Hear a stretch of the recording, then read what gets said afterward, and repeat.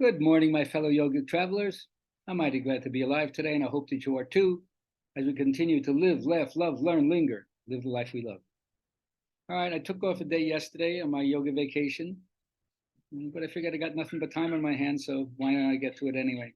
Only takes a couple of minutes, right? It's Tuesday, so that's song day. I am blessed by the light of 1,000 angels, softening my way, softening my way.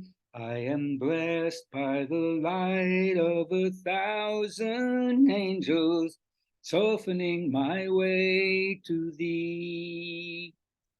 Joy, joy is in my heart, joy is in my heart, joy is in my heart.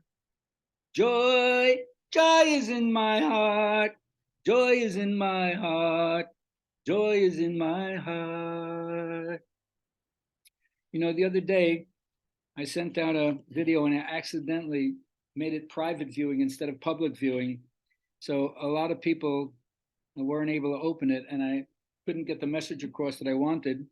So I'm going to go back, and the message for today is a phrase I'm ripping off from Jean Houston, who to me was like a female Joseph Campbell in her understanding of world mythology and sociology, anthropology, art, mysticism, ritual, everything. And if you would like to learn how to be baffled no more in this confusing and chaotic time, so I invite you to my divine delicatessen, my divine smorgasbord, where you're going to learn to serve that which is emerging.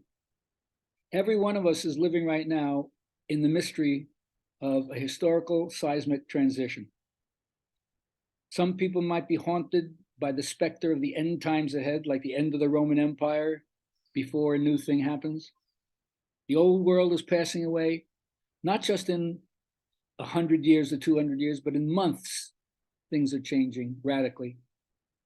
So all of us are wrapping ourselves in a birth canal of the unknown. Birth is messy, it's painful, but after the labor contractions are over, there's new life. So we're all midwives of consciousness at some level to the labor of what's happening. And it's our job to maintain a steady hand. Sometimes it's called jump time, where there's an interactive change between us and what's about to happen. It's as if we're a prefiguration of the event of connectivity that's ahead of us, which means a more global mindset. So we might be living at the edge of what tolerance seems to be, all of us experiencing a sufficient amount of chaos and stress, which is always the precursor as we move into a planetary culture, which is going to require a high degree of individuation. We're not going to erase anybody's way of being or culture. We're going to unite it all. And that's going to take radical empathy on our part to recognize what's human in the other person and let go of all former xenophobia. It's as if we're a large organism in symbiotic relationship with each other, which of course we are. But we never had a stretch to include the planetary mindset. It was always limited to the tribe, the clan, the social group, the culture, the state, the nation. Now we have to make the jump time to the whole planet. So I think we're already being prepared for a certain kind of evolutionary guidance, which apparently needs some kind of chaos and turbulence prior. So we're challenged to hone our skills and bring the depths that we didn't even realize we had within ourselves to the forefront. So it's like we're creating a new genesis, a new stories of our species. And the zeitgeist of our time is getting pretty geisty,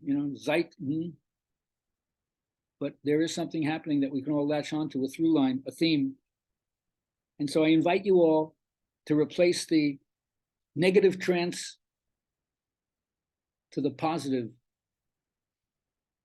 reanimation of the world.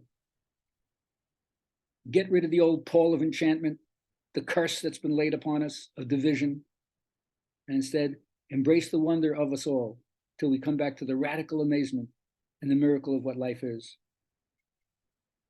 So let go of any kind of distorted, narrow view. That's like being marinated in some medieval soup or pagan mindset, which couldn't expand and understand the story of us. So I hope that you use your energy not for attacking other people, not for defending yourself, not for trying to control. That's all mass distraction. And instead, use it to bring your gifts, which we need desperately, contribute, and shut out nothing, make the hug bigger. And I hope I see you up the road.